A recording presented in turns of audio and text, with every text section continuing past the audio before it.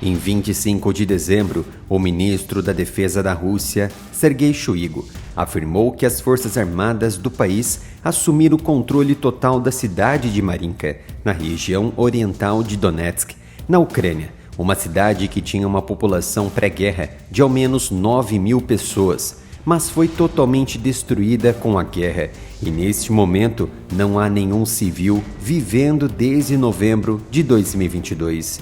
Para Sergei Shoigu, a Rússia avançou com um destacamento de assalto do Grupo Sul de Donetsk, que mantiveram operações ofensivas ativas por longos períodos até libertar completamente a cidade.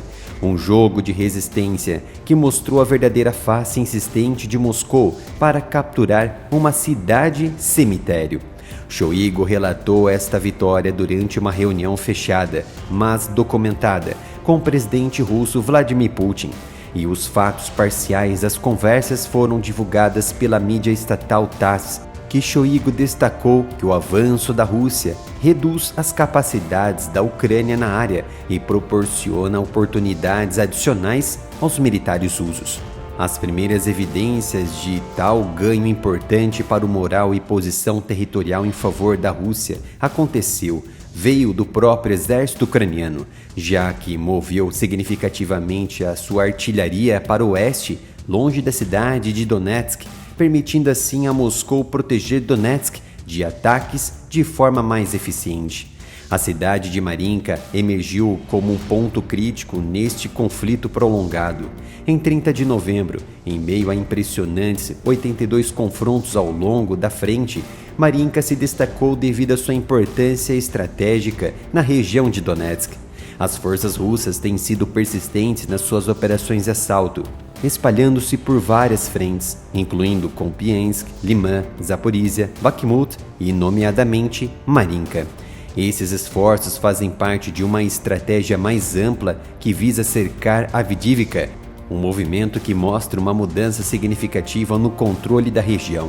A escolha de Marinka e arredores para essas operações não é à toa, reflete uma medida calculada dos militares russos para atingir pontos vulneráveis da defesa da Ucrânia. Mas o que acontece agora? Qual a importância disso? Já visitou a loja exclusiva do canal? Então acesse mapenca.com/área militar e confira nossas camisetas e canecas com temas variados e tudo por um preço justo. Acesse mapenca.com/área militar.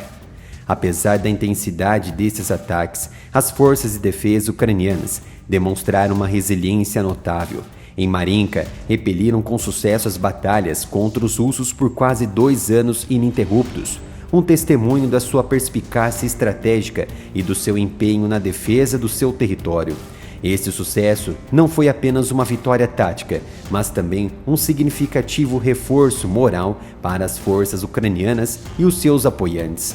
Vale notar que a batalha por Marinka tem relações com a guerra russo-ucraniana em 2014, o momento em que a Ucrânia tornou a cidade uma fortaleza e postos de controle para impedir qualquer movimento de tropas e paramilitares separatistas apoiados pela Rússia, vindos de Donetsk e Luhansk, ou seja, Donbas.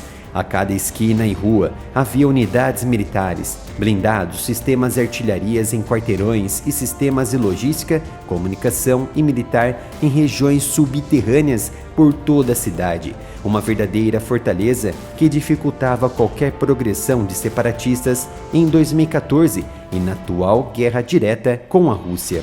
Sendo assim, a escala das operações militares russas nesse final de 2023 estendeu-se para além de Marinka, abrangendo uma vasta linha de frente com mais de 965 quilômetros de comprimento. Esta abordagem expansiva da Rússia e controle total de Marinka indica uma tentativa estratégica de afastar as defesas ucranianas para se criar aberturas para ganhos territoriais em favor de Moscou e atacar as frentes de Avdiivka e Volodar a partir de Marinka. O comandante-chefe da defesa da Ucrânia, Valery Zaluzhny, confirmou com atraso espantoso a derrota da cidade de Marinka na região oriental de Donetsk. Para ele, o fato de nos termos retirado agora para os arredores de Marinka não é nada que possa causar protestos públicos. Isso é guerra. Infelizmente é assim. Ou seja, Zaluzny declarou que foi um movimento tático de reagrupamento. A sua posição oficial, disse ele, é proteger cada pedaço de terra ucraniana e as vidas dos soldados que são mais importantes neste momento. Zaluzny disse ainda que Marinka resistiu por quase 2 anos, foi destruída pelo inimigo rua por rua e casa por casa.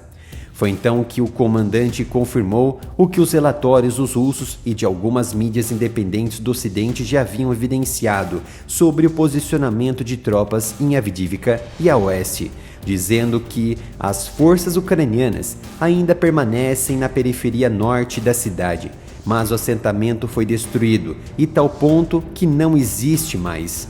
Avdiivka, cerca de 40 quilômetros ao norte de Marinka, tem sido um ponto focal dos ataques russos desde meados de outubro. Além disso, Kiev conseguiu manter o controle sobre a cidade, apresentando um mecanismo de defesa robusto e uma estrutura de comando eficaz que deve receber mais apoio neste momento com a saída das tropas de Marinka. O contínuo controle ucraniano sobre Avdiivka, no meio do persistente ataque russo, é significativo. Não só perturba os planos russos de cercar regiões-chave, mas também mantém uma posição vital para a Ucrânia no contexto mais amplo da guerra.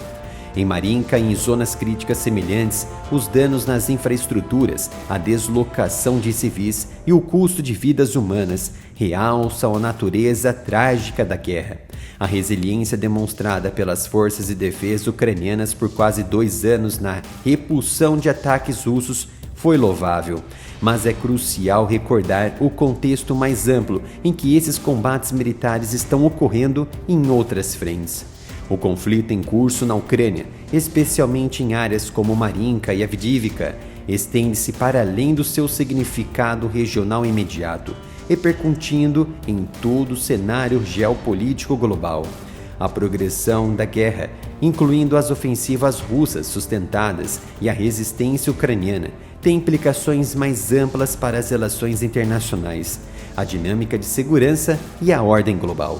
No entanto, para os defensores da Ucrânia e analistas do Instituto para o Estudo da Guerra, com sede em Washington, ou seja, um instituto beneficiado pelo Ocidente, a captura de Marinka pela Rússia representa um ganho tático limitado e não permite qualquer avanço operacional significativo, a menos que as forças russas tenham melhorado consideravelmente a sua capacidade em conduzir movimentos rápidos e mecanizados para frente, o que não mostram sinais de ter feito isso. Desde o início da sua guerra total contra a Ucrânia em fevereiro do ano passado, a Rússia avançou cerca de 3 quilômetros em profundidade em Marinka, que a Ucrânia fortificou desde a primeira invasão russa em Donbas em 2014. Mas como é possível traçar esta abordagem tática dos americanos diante de um recuo não estratégico de uma Ucrânia que acabara de perder mais uma cidade a oeste de Donetsk e empurrada para a frente de maior atividade como Avdiivka? O comandante ucraniano Zaluzny afirmou que a presença de tropas ao norte foi um movimento tático, mas decorreu exclusivamente da perda da fortaleza em Marinka, pois quem em sã consciência retiraria suas tropas de um território estratégico que possibilita acesso e quebra da defesa de quem está sendo invadido?